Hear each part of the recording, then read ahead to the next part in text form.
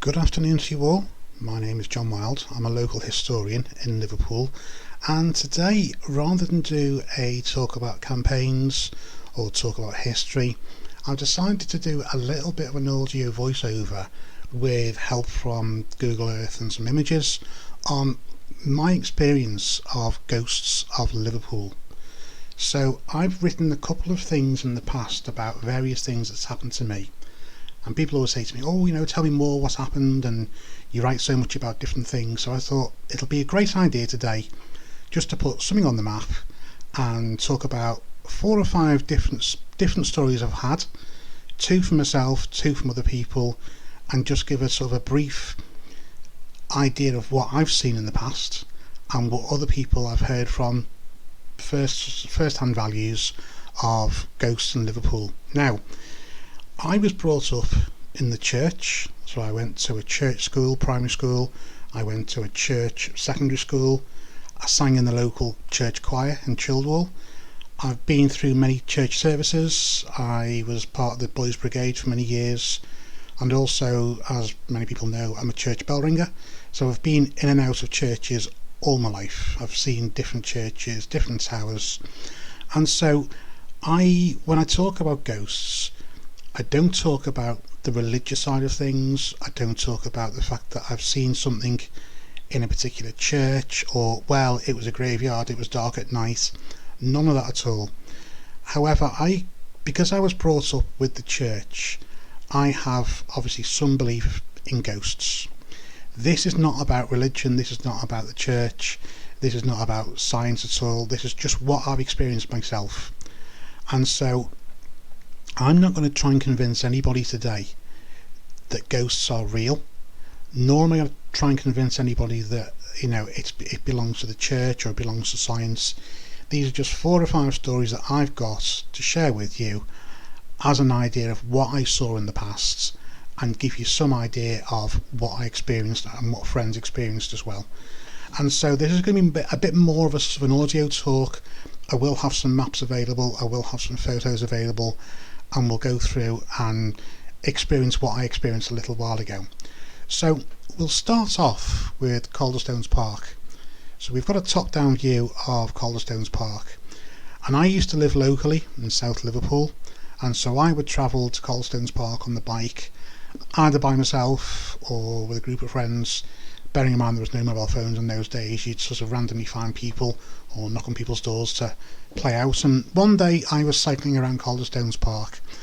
I was probably around 14 or 15 at the time, and from what I can remember it was a summer's day, and that's pretty much as I can remember. Anyway, I'd come into Calderstones Park via the main entrance, go past the main mansion, cycle across on the actual grass, and then do a bit of a lap around the boating ponds, have a lap around the small ponds, and generally saunter around to the back and just amble around to the back of the other side of the park. So on this particular day, not a care in the world, no issue at all with anything about it being dark or stormy. It was a nice summer's day from what I can remember. And I was cycling around this part of Calderstones Park at the back part. So you've got Menlove Avenue here, just to give you an idea of where I am. And I was cycling as slow as possible, looking around me, looking at the path, looking down, looking up. And I got to a point, I'm going to just have a look on Google Maps now. I got to a point, if I just go forward a little bit, I would say it was around here. So you've got Menlove Avenue on this side, load of trees here, and you've got the main trees in this part. And I can remember lining up, I'd stopped the bike for a second and I was lining up these trees to see if I could get a sort of a perfect lineup. Well, anyway, I was cycling from this area here and just cycling as slow as possible and looking down at the path and looking up and looking down the path, and I got to around here, and as I cycled as if to go down to the path, I looked up, and like I say, you'd looked up in the past and you'd made sure there was no one in front of you, then you'd looked down at the path and you'd looked up again, so you were fairly sure that you weren't suddenly going to run into somebody or there was somebody else on a bike. And as I looked up around this point, because the trees were on the left hand side. As I looked up around this point when I was on the path, I saw probably 10 foot away from me a couple walking towards me. And so by the time I'd registered that there was a couple walking towards me, it was a bit of a blind panic, because I was fast enough to sort of cause them a bit of harm if I'd got into them. And so, without really thinking anything else at that time, I literally cycled on the grass, went past them, and then stopped and thought, what was that all about? And what I'd seen, and I can see it now in my mind's eye to this day, was it can only be described as a Victorian couple taking a stroll in the actual park itself. And on the right hand side, so roughly around this point here, the chap had a sort of a black top hat and tails and a cane. He was dressed in a proper old-fashioned suit. And on the left hand side there was a lady, can only be described as sort of a Victorian type flowing dress, like an old wedding dress. Now, as I'd got to about here and saw them and looked up and saw them, first instinct was, right, go on the grass, go past them, didn't crash into them, great. And then I stopped and thought, what have I just seen? I've just seen a Victorian couple literally out of nowhere, because they weren't at the bottom. It wasn't like I could see them from the bottom of the field and they were coming up and I had to manoeuvre around them. They had just appeared when I'd looked up. And so I stopped a little bit further down and thought, that's a bit odd. And I turned around. And as I turned around, we're talking from stopping to turning around, just to sort of go, what was that all about? No longer than 5 seconds. Because what I'd experienced was just a bit, fancy dress day, or they're well dressed. And as I turned around, they'd gone. They had completely gone. Now we're talking the fact that on this side of the park, as you can see from here, completely open, there was nothing at all, or no place that they could have run off to in 5 seconds. So I thought, right, bit of a fancy dress, or a bit of a strange. This is obviously before the days of, the great internet, social media, so they were doing some sorts of stunts. I then put the bike down and dived through these bushes and these trees to get to a point. We're talking 5 seconds, so even if they'd run somewhere, they couldn't have run far, and she was in this flowing dress. And I had a quick look around here. I went as far down as the bushes here. Nothing at all. Absolutely nothing at all.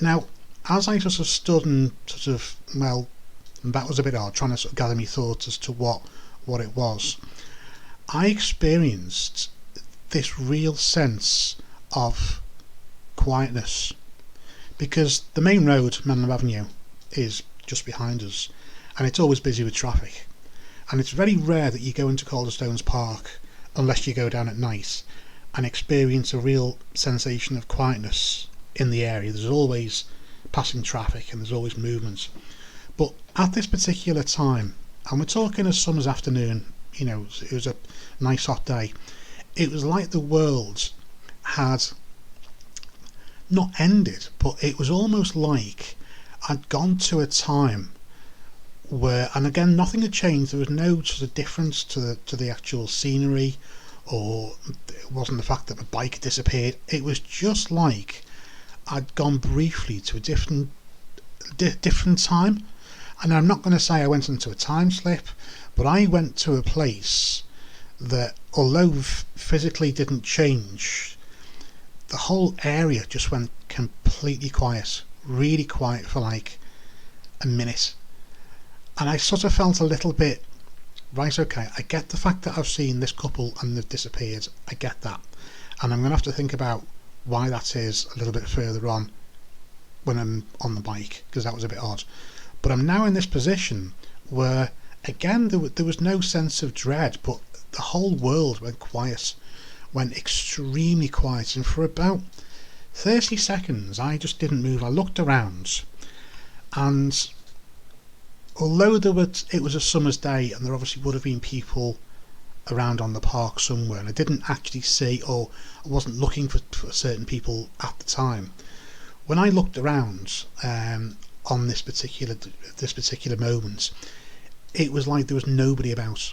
Now, I'm not saying there was and it disappeared, but I could not see a single person around me.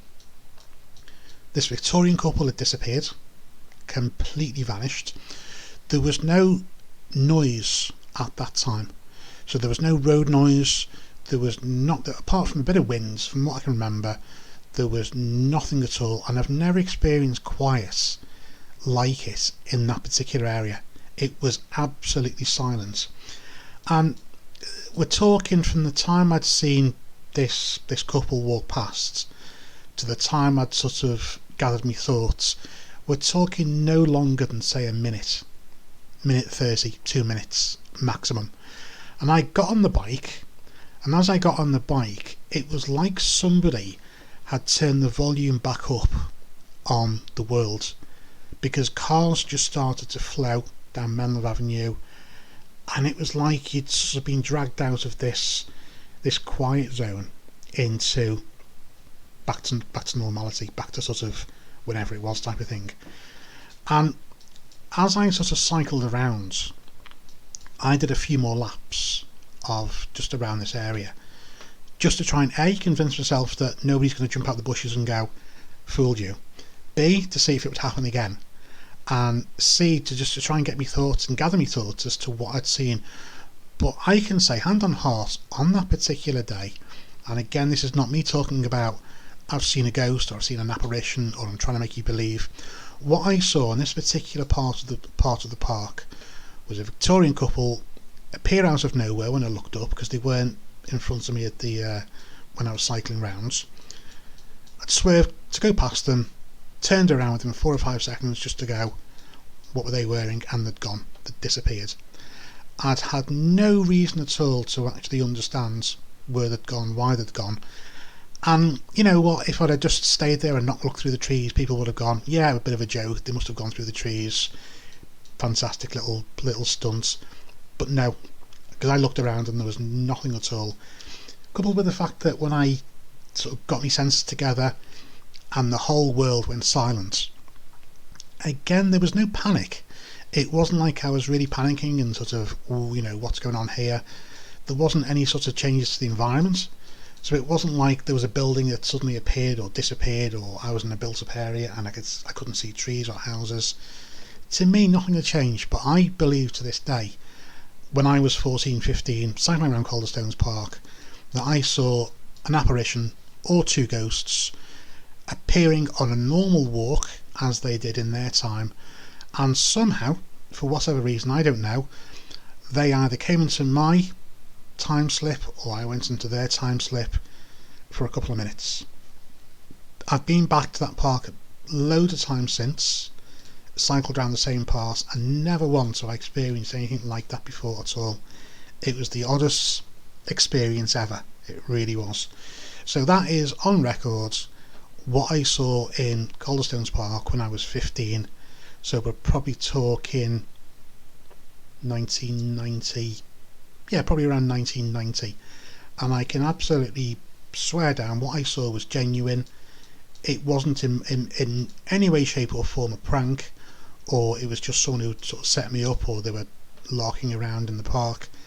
I'd seen this couple walk towards me, turned around, and they'd vanished. They didn't have time to run off. That was the comical thing. If I'd turned around and gone, oh, I've gone down the bottom of the path and come down 5 minutes later, and they'd run off somewhere. No, this was a genuine, I'd seen a Victorian couple, and I could go back to the spot today and go a little bit further down the path, and these trees basically almost like, I was looking at these trees and thinking, do they line up in a row? And I was just literally around here, and that's where it was. So you're all welcome to go down to Calderstones Park one day and walk up and down here, and who knows, you might see what I saw as a Victorian couple.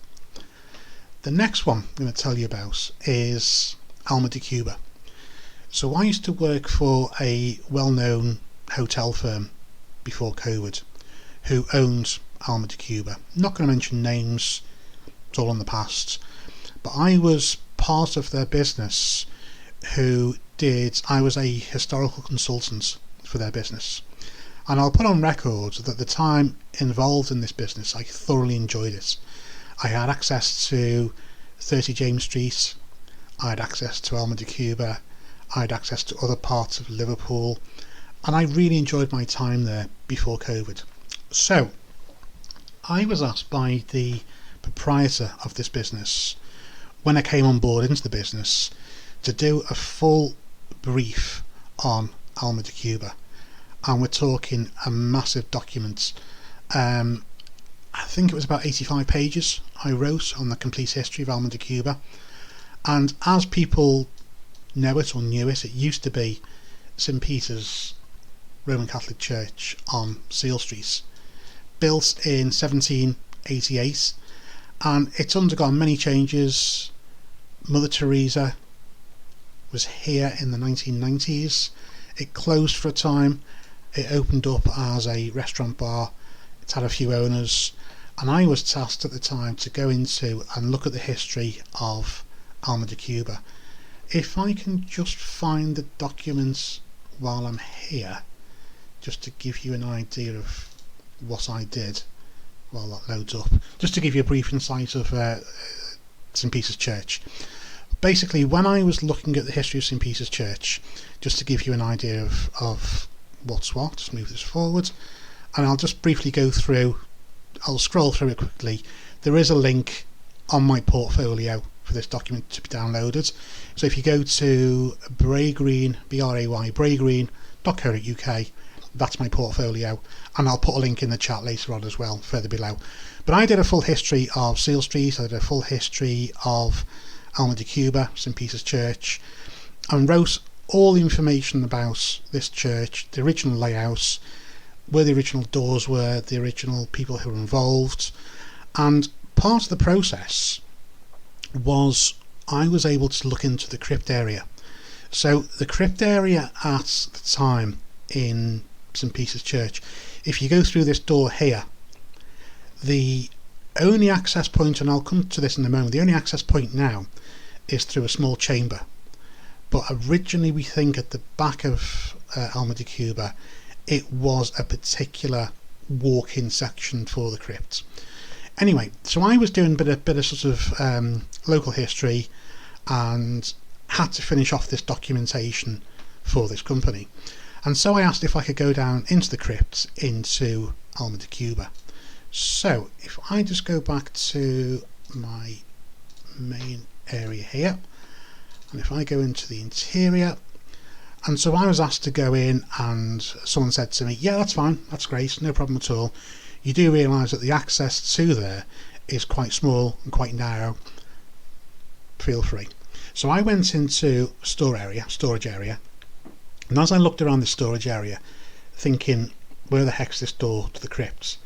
And no doors here, no doors. And I looked down at the floor, and there's a little hatch on the floor.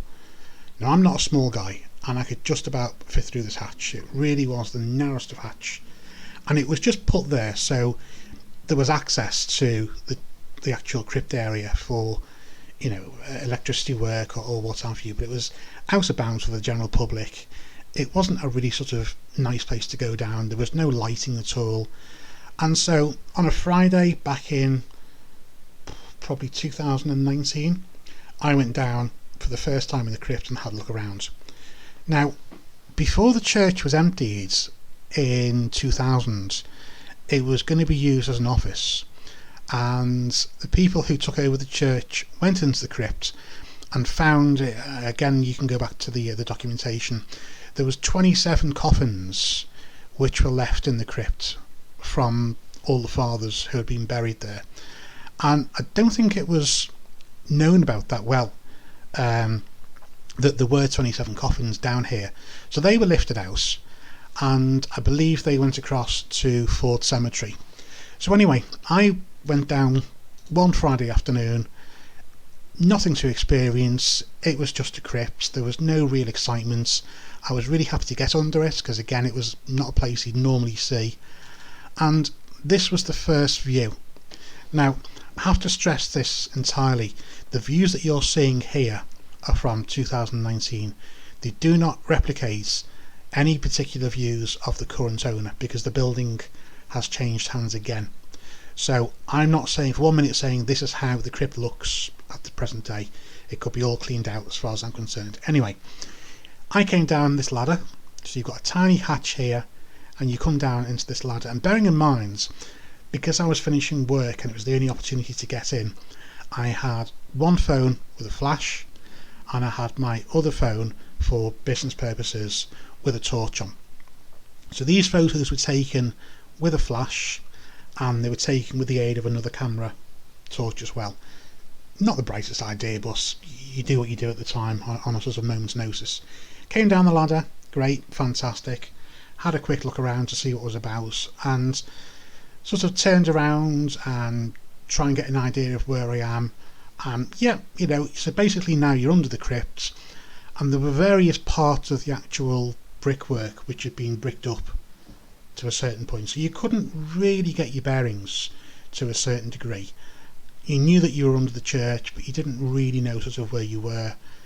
And I was trying to, because it was just a quick moment, sort of grab while I could, go down there, couple of torches, snap away, nothing to really write home about, and that was it. However, as I was walking around this particular place, you've got in this doorway here, there used to be a load of coffins lined up, and so bearing in mind I've got my only torch on from the camera, which wasn't producing much light, and I was going around just taking random photographs and just getting sort of the feel of where we were and what it was like.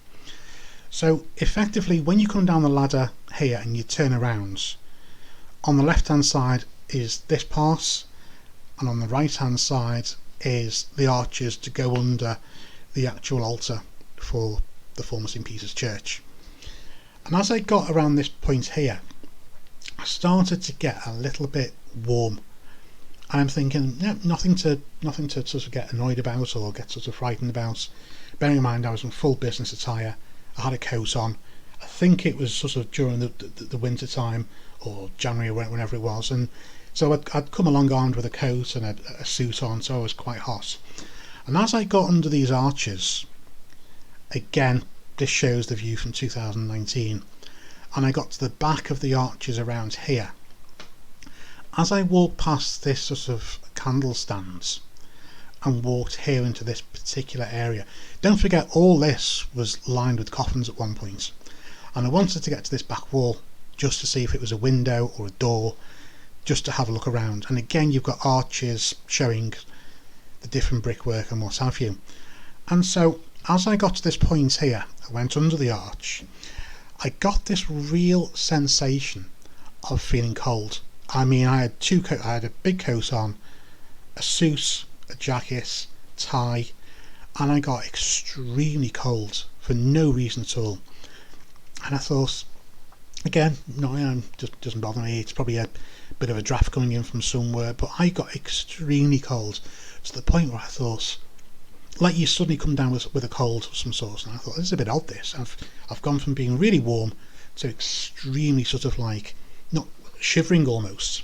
And as I got to this point here and I walked underneath this arch, I saw nothing, and I experienced no sound at all. There was nothing out of the ordinary. But as I walked under this arch, it was like I'd walked into a crowded room, and it was like I'd walked into a funeral. I can only describe it as being as if I'd walked into a funeral that I wasn't involved in or wasn't welcome to. And it was like that particular part of the crypt was full of people, full of fathers and full of high up people from the church, and I'd gate crashed this particular room for wasn't welcome. I'm just a sort of an ordinary person. I saw nothing apart from when I turned around, this particular candle stand had ever so slightly moved from the bottom. Now it's a heavy stand. We're not talking, sort of I've brushed past a piece of paper and it's moved. This particular stand moved to by the wall slowly. It was from here It's about here, because you could see it had been dragged over in some way. I'd not pushed past it. I'd not, collided into it, and I just thought that was the only thing I thought I could see physically that caught my eye, because it was like it was fresh movement. It was like the whole ground was a bit dirty, and I could just see this. It wasn't moving at the time, but I just thought, I've gone past that because I know it was jutting out, but now it was flush with this one. That's the only thing I could anyway. So as I got into this room, I felt this real panic, this absolute panic of dread of I'd gate crashed this funeral, or I'd gate crashed this sort of private place in this church, and I wasn't welcome. And I was almost having a bit of a blind panic attack for absolutely no reason, in the fact that I knew I'd seen nothing and I heard nothing, but the feeling I got was extreme claustrophobia. Now, I've been a tour guide in the Williamson's tunnels off and on since 2000, and I've been in every part of the Williamson's tunnels and experienced extreme tunnels, and the lights have gone off suddenly, you're in the pitch black. But this was unreal. I felt so crowded. I felt like I was in a crowded room. I felt like I wasn't welcome. The air had gone a little bit sort of odd, where you could almost smell sort of incense, but it was a faint aroma of some sort of incense, and I was very cold, and I just got this feeling that obviously I didn't see anything at all. All I could go on was the fact that this candle stand, when I came back to look around again, had somehow moved, like 4 or 5 inches had moved. That was the only thing I could see that had actually, for some reason, moved, if you like. At the time, I didn't take a photo because I was a little bit sort of, what's going on here? And so I had to look around and looked under a few different arches to see what was about, and got to this back part here, and this I think used to be a door. And as I touched the back part of the door, I said to myself, I'm done. I'm really done here. I'm just not comfortable at all. Wasn't the fact that it was dark, wasn't the fact that it was an odd sensation. I knew that wherever I'd gone into, I just wasn't welcome at all. And so I left the camera on. I took me photographs and got to the back wall and sort of not bottled it, but sort of got to the point where, I've seen all I need to see in this place. I didn't know what was around the corner further. I could look back at myself and I could see that this sort of candle stand had moved a tiny bit, and I just said to myself, that's moved because I've obviously barged into it, or I've moved it in some way. That was the only odd thing I could sense. Everything else was as it was. And I basically came back up, took a few photos, came back up, got through the ladder, and got out fairly quickly, quicker than I normally would. Put the hatch down, went to see the general manager, and the general manager sort of looked at me and he sort of said to me, "You okay?" And I was like, "Yeah, I'm fine. I've seen nothing down there, but I got this really odd feeling." And Gary said to me, just explain what you've experienced. And I told him, crowded room, like I was in some sort of funeral place, wasn't welcome. And he turned around to me and he said, he said to me, "I'll give you one word." I said, "What's the word?" He went, "Busy. It's busy down there, isn't it?" Because he'd been down there a couple of times and experienced exactly what I'd felt, in which that you'd gate crashed somewhere that you weren't welcome at all. You weren't a high up member of the church, and off you pop, what you doing here type of thing. And when I spoke to Gary just laughed at me and went, "Yeah, I didn't want to tell you at the start because you wouldn't have gone down there, but the times he's been down there for a look around," he said, "under that arch can only be described as busy, a busy room, like you've gone into somewhere but you weren't welcome." So that was my experience of Alma de Cuba, and it was a really odd one. I'm due to go down there again at some point because the new owners have taken the building on. I've given them a copy of the actual history, and hopefully they'll give me the full access again to the crypt. This time I sort of know what to expect. The cameras will be filming, will be running. Hopefully I'll take one of my friends down who's as mad as me, and we'll have a good look around. That's Alma de Cuba. So the third one I'm going to talk about is St Mary's Church in Hale Village. Now, St Mary's Church in Hale Village goes back, at least the tower part of things, goes back to, I think it's the 1400s. And so I've been to St Mary's Church in Hale Village many times to ring the bells. The bells came from Christchurch in Bootle, at least the 6 bells of the 8 came from Christchurch in Bootle, steel bells. And I've also got a family grave in Hale Church in the graveyard, which for everybody who goes there and sees it is a bit sort of wow. It's the skull and crossbones grave. It's my uncle's great grandfather, John Hitchmo, and I've been there multiple times and just taken some photographs, and it's very well worn. Anyway, back in I think it was 1977, there was a fire that completely burnt out the church, and I was part of a group in the past called the Merseyside Bell Restoration Group, and they would go around local churches and put rings of bells in or refurbish rings of bells, and I've been part of this when we installed the bells at St Barnabas and Penny Lane. I've worked on the bells at St John's Tubrook, and this was something that they were doing to restore the church in the 1980s. I had a conversation one night. So one of my friends, he's passed away now unfortunately, John, who was a church bell ringer in St Peter's Woolton and family friend for 60 years for the family, known him really well.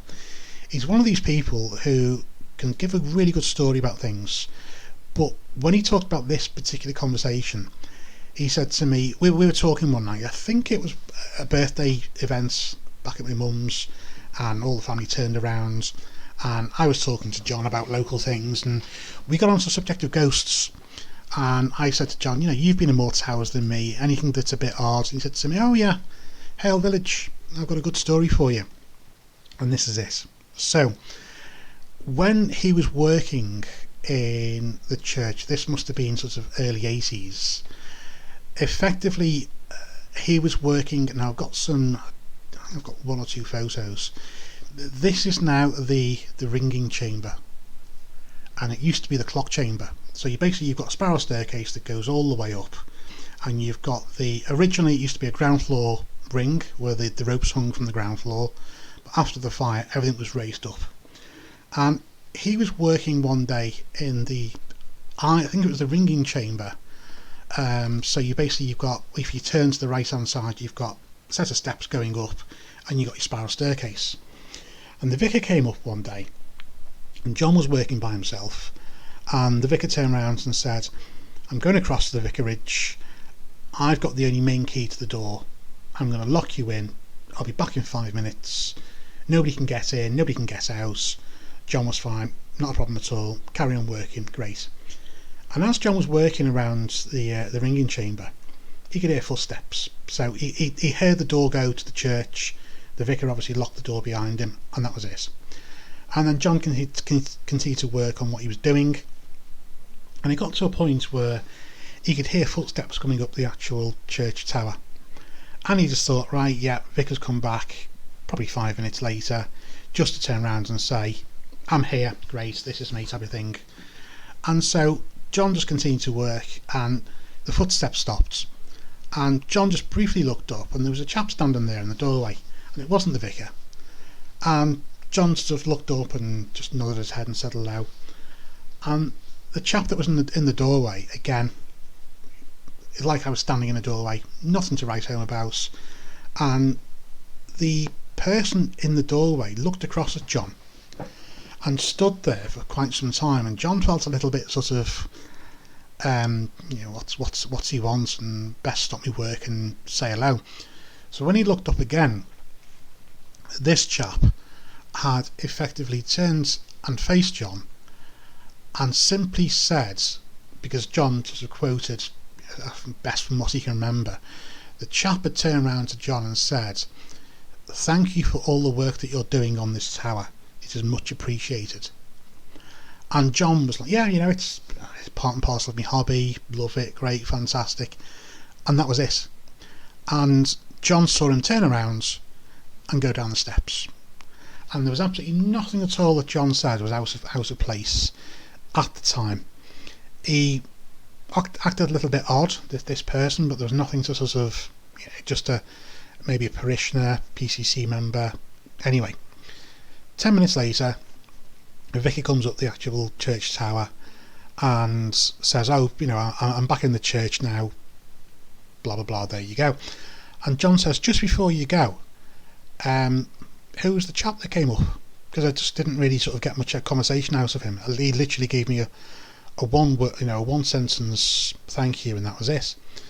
And the vicar says, nobody's been up. I've got the only key. Nobody's been up this tower at all, so no reason at all to actually, nobody, unless you're seeing things. There was nothing at all to don't know what you mean, unless someone's broken in or they've got a second key. Can you describe him? And John says, well, I only briefly looked up, but I can give you a brief description of what he was wearing. And he said to me, come to think of it, the guy didn't appear out of place, but looked a little bit odd, as if he was there. He wasn't sort of see-through or classical ghost, but John said the guy just didn't seem to be. He was almost sort of the whole part of this person seemed a little bit more like he'd had a grey suit on and everything was grey, rather than just a normal tie or what have you. And he said to me, the only thing that stood out was this red handkerchief in his pocket, in his top pocket.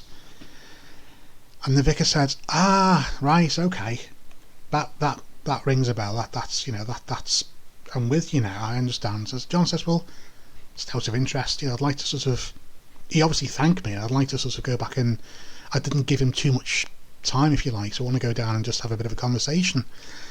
He said, red handkerchief out of the pocket, looked a bit odd, but still, nothing to, just another person who'd come up, didn't really pay too much attention. The vicar turned around and said, well, that was Bill. Oh right, sir, okay, is he downstairs? No, not in so many words. Bill used to be a member of the PCC or part of the church fabric, and he was a noted person. And I've changed Bill's name, by the way, because it transpires that the vicar didn't want the name sort of being talked about in the church. But so I've called him Bill. And the vicar turned around and says, "Oh yeah, well, Bill used to be a main part of this building, and he was active, and he knew all about the building, and he's obviously come up today to thank you. It's just that he's been dead 20 years. And John turned around and says, "What do you mean, dead 20 years? He says, "Well, we sometimes see this person, and he'll turn up at random points in the church and stand there for a minute or two, and you'll hear, 'Thanks for what you're doing in the church,' and he'll walk off. And he's been caught a few times doing this. The vicar said he's appeared to me at one point, or I've been in the church doing some restoration work, and he's just literally turned around and he stood there. So he said to John, 'Yeah, what you've seen is a person from the past who's no longer with us, and he was a person who's made a couple of appearances to different people in Hale Church.' So that's the story about the Hale Church ghosts. Lastly, I'm going to talk to you about St Helen's Church in Sefton. I've got a friend, real good family, real good friends who I've known for a long time, another local historian, another bell ringer. So, again, a 14th century part of the actual tower, and various dates for the actual church itself. I went in to have a look around this church on the Heritage Open Day. Met a few people, had a ring of the bells. Just to me, it's just a lovely church, just a really nice sort of relaxing church to look around. And I've been there at night, and I've had a look around in the evening time and taken some photographs, and I've seen nothing at all to actually convince myself that there's anything odd. Anyway, there's a well-known photograph that's done the rounds on the internet, and it's this one.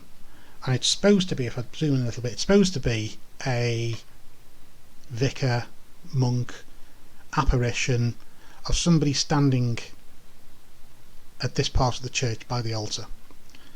Now, whether you turn around and believe it's a ghost or an apparition is down to you. It could be a trick of the light, it could be the fact that the camera at the time, this was supposed to be taken a while ago, the person was standing there genuine and the camera's moved, or he's moved. But it's always been one of those sources that there's always something or other in this church, and that's the one photograph I've got of something being captured. Anyway, this person, let's call this person Brian. Brian was asked by the vicar, he's a church bell ringer, he was asked by the vicar one day to pass by and go into the church tower, go up the spiral staircase, which you can see the windows here, go into the clock room, wind up the clock, come down, lock the church up. Great. Brian had been in this church a load of times, nothing at all to write home about, nothing to be scared about. And I had this conversation a while ago with Brian. He said to me, this is what happened one day. So he collected the key to the church from the vicar. He went up the spiral staircase, went into the clock room, wound the clock, came down, and as he was coming down the spiral staircase, again, like Alma de Cuba, St. Peter's Church, he saw nothing at all.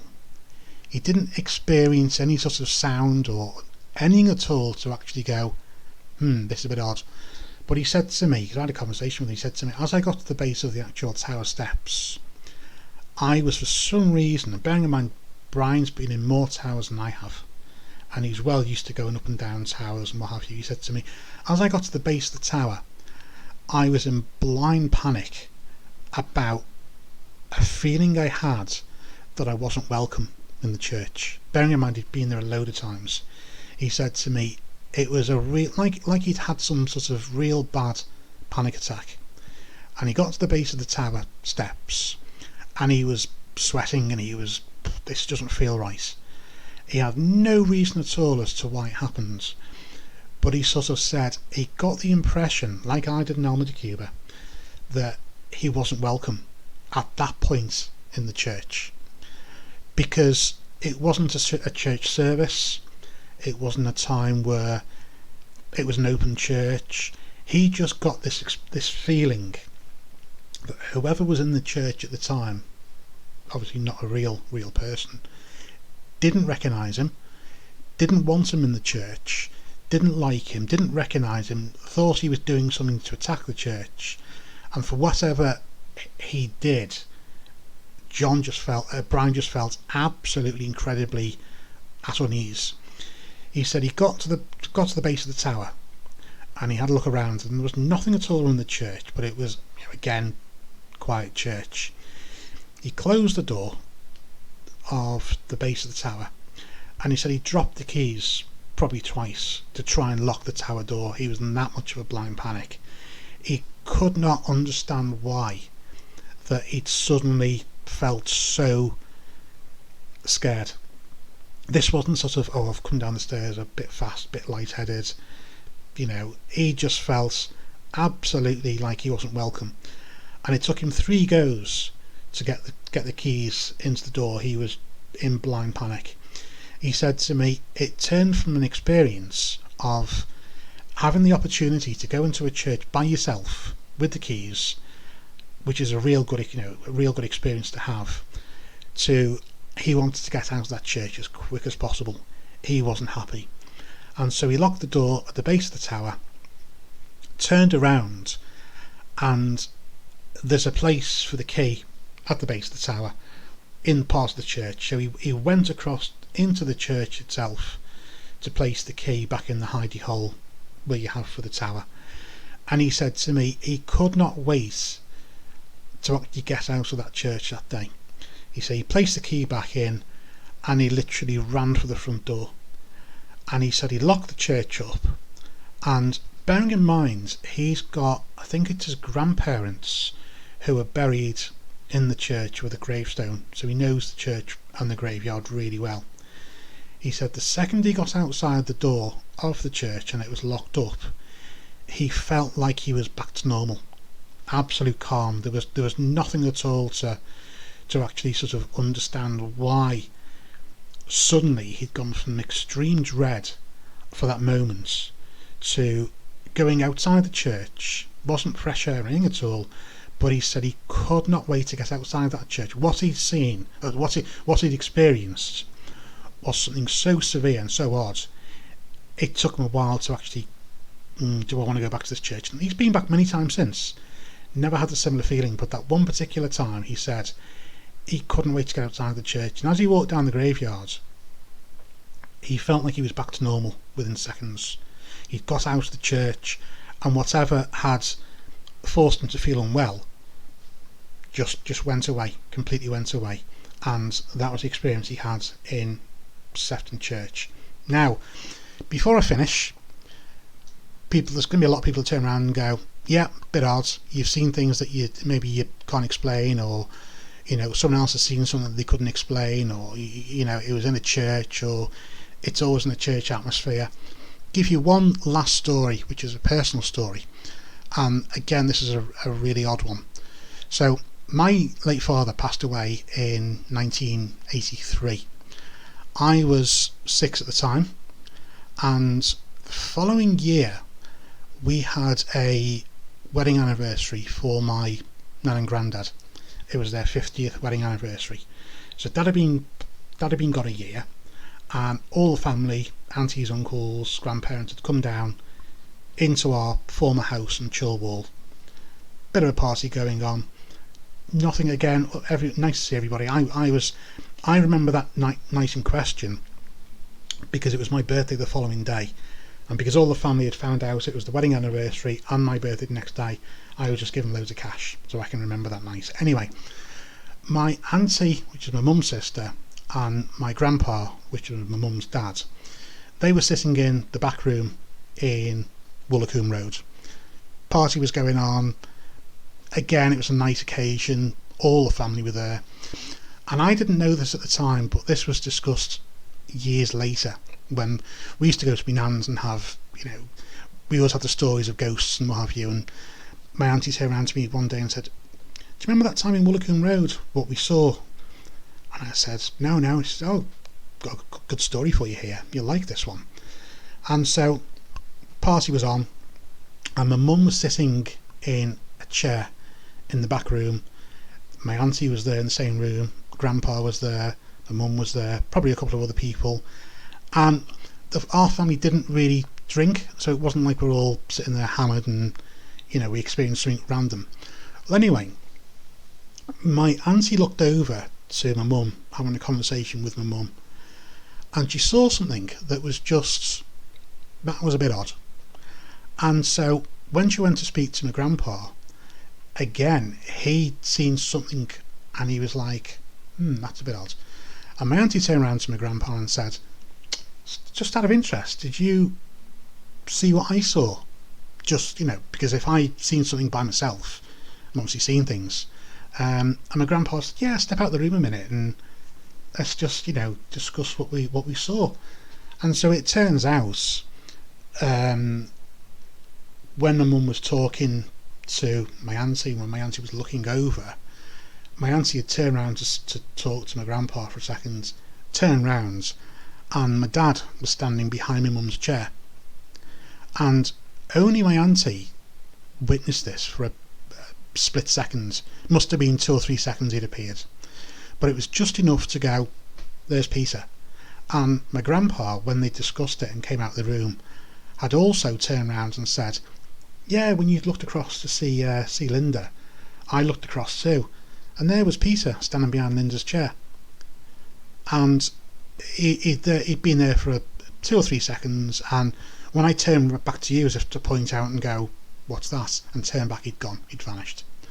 So that was 2 people who had seen my late dad in our old house, standing by me mum, and just appeared there for a few seconds and disappeared again. And my auntie, she's still alive to this day. You can talk to her about it and she'll still say, "Yeah, 50th wedding anniversary, your dad appeared for a few seconds behind your mum, as if he wanted to see the family. And my grandpa and my auntie saw the exact same person for a few seconds and disappeared. I could probably go on about different ghost stories, so maybe I'll do a volume 2, but that's all for volume 1 at the moment. Like I say, I'm not trying to convince anybody at all of ghosts that are real, or what I've experienced was, in my opinion, was real. What I experienced was absolutely truthful and real. You'll get people who say absolute nonsense, and that's fine. I'm not trying to convince anybody at all. But if anybody has any other ghost stories that they've witnessed or they've seen, or they think, you know what, now's the time to actually turn around and say, I've seen something, give me a shout on the link on YouTube, or you drop me an email, and who knows, let's hope there's a volume 2. Thanks all.